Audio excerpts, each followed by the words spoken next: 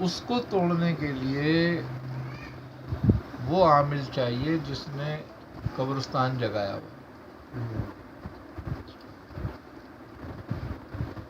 لکڑی سے شیشے سے لوہا نہیں کاٹ سکتے، لوہے سے لوہا کٹے گا. وہ کافر کی شیطان کی روح ہے، ہمزاد ہے، تو یہ مسلمان کے ہمزاد سے ہی کٹے گا، اسی سے وہ بھاگے گا اور نکلے گا وہاں سے جائے گا. نہیں تو تم کتنے دم پھونک کرتے رہو، کچھ بھی کرتے رہو، انہیں کبھی نہیں جانا. آئی نا سمجھ میں؟ لیکن ہم لوگ جو ہے نا وہ اس بات کو توجہ نہیں کرتے، اور یہ کرنا چاہیے. جو لوگ اس کام کو باقاعدہ کریں، عمل کریں، ان کو باقاعدہ قبرستان وغیرہ یہ وہ سب کاموں میں کرنا چاہیے. سب جگہ جا کے انہیں پڑھائیاں کرنی چاہیے. پڑھائی وہی کرنی ہے تم نے، چاہے تم سورہ مزمل پڑھو، سورہ یاسین پڑھو، سورہ جن پڑھو، کوئی سی بھی سورت پڑھو. وہاں جا کے جب پڑھتے ہو تم، دیکھو ایک بات ہے، جب تمہیں کوئی خریداری کرنی ہوتی ہے تم جاتے کہاں جاتے ہو؟ بازار جاتے ہو. بازار کیوں جاتے ہو؟ چیزیں وہیں سے ملیں گی. کہ چیزیں وہیں سے ملیں گی. وہ یہ ایک کلیہ ہے. اگر بیمار ہو تو کس کے پاس جاؤ گے؟ ڈاکٹر یا حکیم کے پاس، کیونکہ بس اس کے بعد دواؤں کا خزانہ ہے پورا. ایسا میں بات، جب اس سے بات نہیں بنے گی تو اسپتال جاؤ گے، کیونکہ اسپتال مریضوں کا مرکز ہے. مقصد کہنے کا یہ کہ ہر کام ہم اسی طرح چاہتے ہیں کہ ایسا ہو کہ وہ مرکز پہ جا کے کرے اس کے.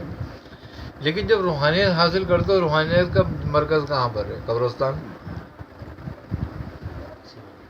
وہاں تو تم جاتے ہی نہیں.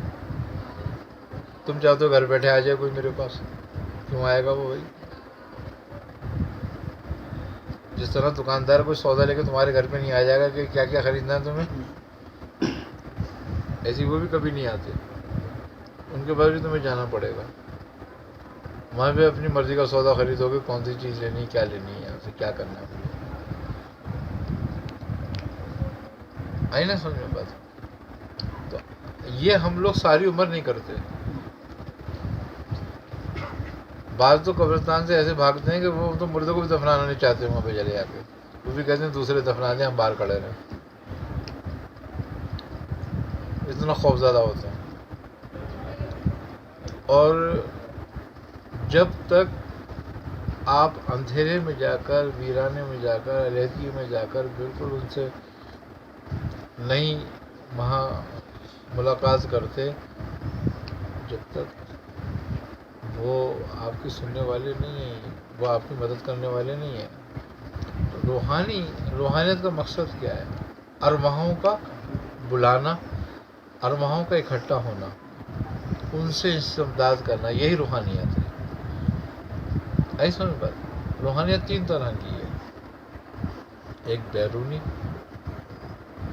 جو باہر سے حاصل ہوتی ہے، ایک انٹرنل جو اندر سے حاصل ہوتی ہے. اندر سے جو حاصل ہوتی ہے وہ ہماری ارادے کی روحانیت ہے، ہماری قوت ارادی ہے. تمہارے پاس جو چیز ہے دنیا کی سب سے تیز رفتار چیز ہے، اور وہ دنیا کی سب سے تیز رفتار چیز جو ہے تمہارا تصور ہے. دنیا کا سب سے طاقتور عمل ہے یہ تصور. حضرت آصف بن برخیہ نے تخت بلقیس اسی سے بلا لیا تھا، منگا لیا تھا. اور کتنی دیر میں منگایا تھا؟ قرآن کہتا ہے طرفۃ العین، کہ پلک جھپکتے ہوئے. آپ نے کہا کہ اے سلیمان علیہ السلام، آپ اپنی آنکھ بند کر کے کھولیں گے تو تخت آپ کے سامنے ہوگا.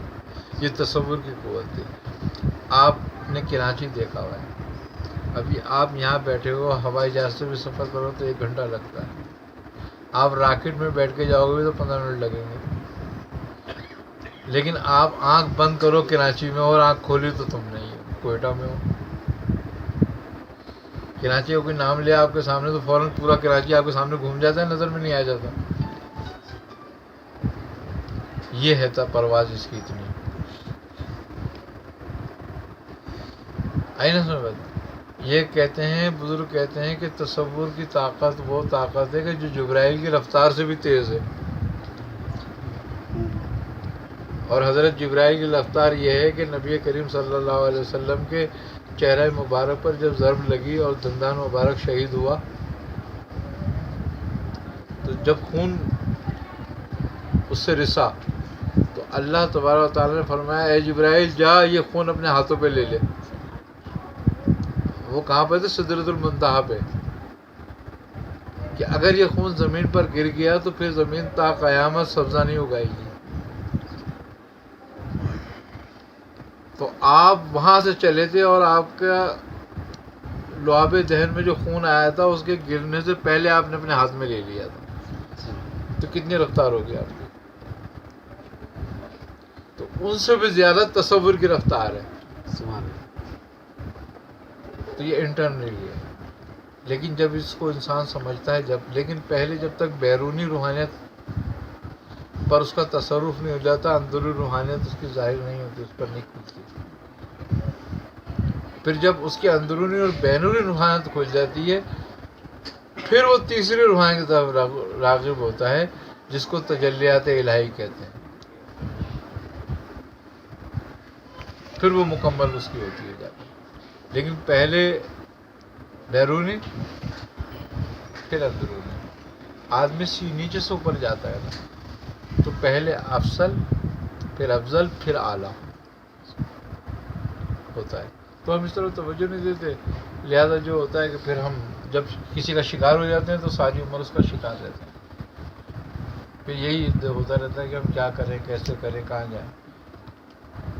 اچھا پھر ان بدماشوں کے پاس جاتے ہو نا جب تم انہیں لوگوں کے پاس واپس، تو وہ تم سے پیسے بھی لیں گے خوب. اچھا اب انہوں نے دیکھا اتار کرنا ہے تو انہوں نے دیکھا کہ یہ مجھ سے بھاری ہے، یہ اتار ہوگا نہیں. تو انہوں نے کیا کرنا ہے کہ وہ تھوڑے سے دن کے لیے ان سے معاہدہ کر لینا، ان کا سامان وامان دے گا کہ یار کچھ دنوں تک مت کرو، پھر تمہاری جو جائے کرنا. اب تم آئے، تم نے کہا میں تو بحال ہو گیا، اب تھوڑی سی طبیعت میری ٹھیک ہے. مہینے 2 مہینے تم ٹھیک رہے، تیسرے مہینے سے زیادہ ایک جھٹکا لگا اور تمہارا کام الٹا ہو گیا. پھر تم بھاگے ہوئے گئے. اس کے بعد نے بولا بھائی پھر کر دیا. یہ نہیں پتا کہ وہی تھا. بولا پھر کر دیا، اب پھر کرنا پڑے گا. لاؤ پھر وہ 2-4 مہینے کے لیے وہ کیوں نہیں نکالے گا؟ اس لیے کہ جب وہ اس کو نکالے گا اگر تو اس کو ایک بندہ چاہیے، ایک جگہ چاہیے جانے کے لیے. اب وہ کہاں جائے گا؟ اب یا تو اس کی جان کو آئے گا یا وہ کسی اور پہ بھیجے. تو اگر وہ ہلکا ہوگا تو کسی اور پہ بھیج دے گا، اور وہ بھاری ہوگا تو کہے گا تو یہی رہے لیکن کچھ دنوں کے لیے اس کو چھوڑ دے.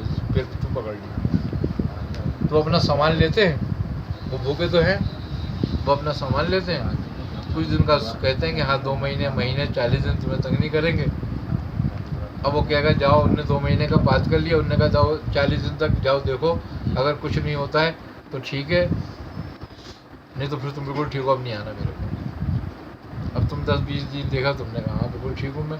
اور وہ 40 دن میں اس کا 2 مہینے کا وعدہ ہے، جو 2 مہینے بعد آئے انہوں نے میں نے تمہارا علاج کر دیا، تم ٹھیک ہو گئے تھے نا، اب پھر دوبارہ کر دیا، میں ذمہ دار تھوڑی ہوں. پھر وہ یہ حرکتیں کرتے رہتے ہیں اور خوب کما کے کھاتے رہتے ہیں. دیکھو قرآن بھی کہہ رہا ہے یا بنی آدم اللہ تعبد الشیطان انہا لکم عدو مبین. اے آدم کی اولاد خبردار شیطان کی پیروی نہ کرنا کہ وہ تمہارا کھلا دشمن ہے. تو جس کو قرآن نے دشمن کہہ دیا تمہیں اس سے شفا کیسے ملے گی؟